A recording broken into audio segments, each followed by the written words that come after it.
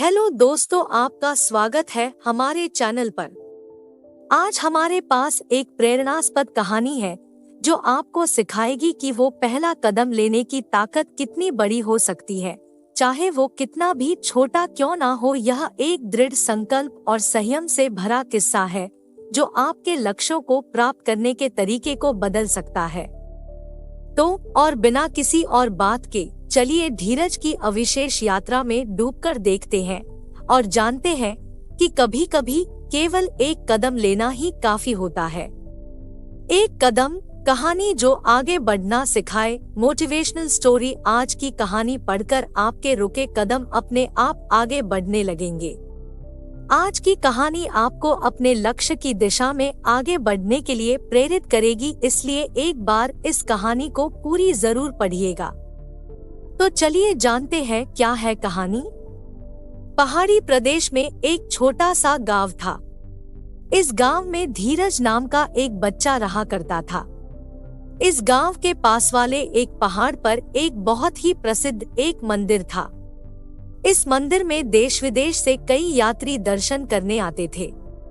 वो आते थे तब काफी थके हुए, निराश और दुखी नजर आते थे, लेकिन लौटते समय उनके चेहरे पर खुशी होती थी या एक नई उम्मीद होती थी कि उनकी प्रॉब्लम्स जरूर दूर हो जाएगी।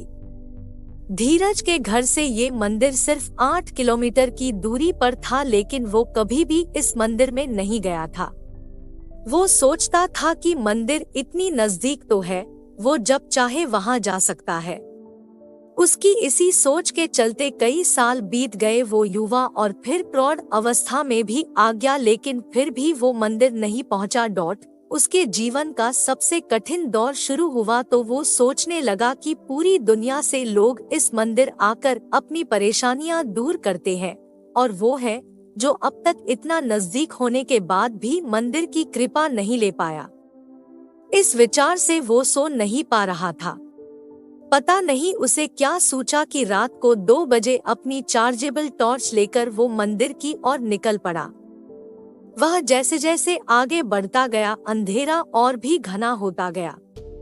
एक समय ऐसा आया जब अंधेरा इतना घना हो गया कि उसके बैटरी की रोशनी से 3-4 कदम दूर कुछ दिखाई भी नहीं दे रहा था। उसने सोचा सुबह होने के बाद जब रोशनी बढ़ जाएगी तब वह मंदिर चला जाएगा। ऐसा सोचकर वह एक जगह देखकर वहां पर बैठ गया। धीरज वहां बैठकर सुबह होने का इंतजार कर रहा था। तब उसने दूर से एक आदमी की परछाई अपने तरफ आते दिखी। थोड़ी देर बाद जब वो आदमी करीब आया तो उसे साफ साफ दिखाई दिया कि वह एक बूढ़ा आदमी था जो एक लकड़ी के सहारे और दूसरे हाथ में एक छोटा सा दिया लेकर चले जा रहा था। धीरज को उस बूढ़े आदमी को देखकर बड़ा आश्चर्य हुआ।